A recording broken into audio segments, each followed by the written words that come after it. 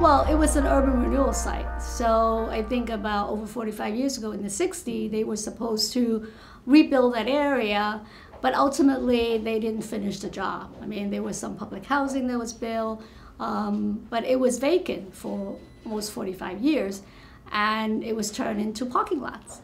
And in a way, it offers cheap parking in the area.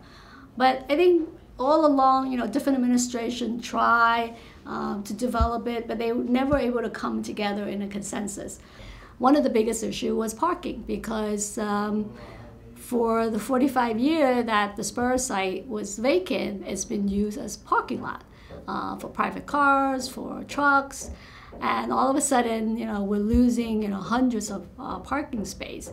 I think the city was very mindful of that and worried that people might probably complain. Well, one of the things that we look at is that how accessible is public transportation. In that area where the parking garages, we have the F train, the J train, the M train. We have buses along there. And so it's supported by public transportation. A lot of people come down to the Lower East Side by public transportation.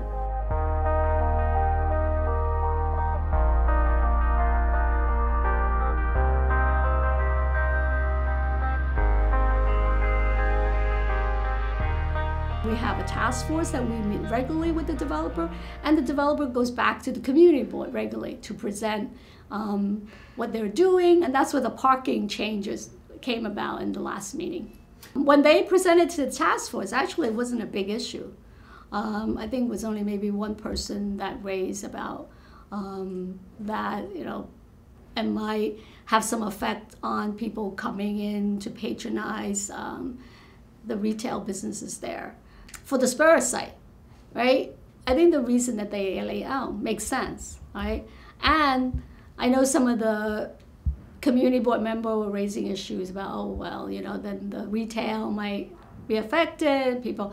But ultimately, we're so accessible by public transportation that if you don't have the parking, and people know that you're not going to have parking, if they come to the movie theater, just like they go to the one in Union Square, take the subway, right? So there are other ways of getting there by bus or by subway, and we really want to encourage people to do that.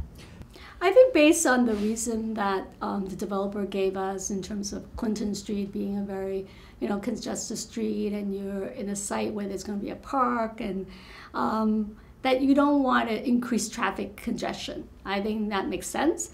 And originally they weren't going to have all that parking space available, but the city wanted them to have more parking because of the loss of other parking area.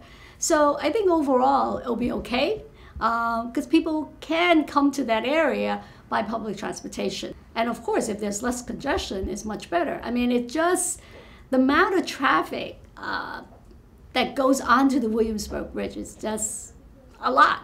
And so anything that we can do to lessen the congestion, I think that would be good for safety.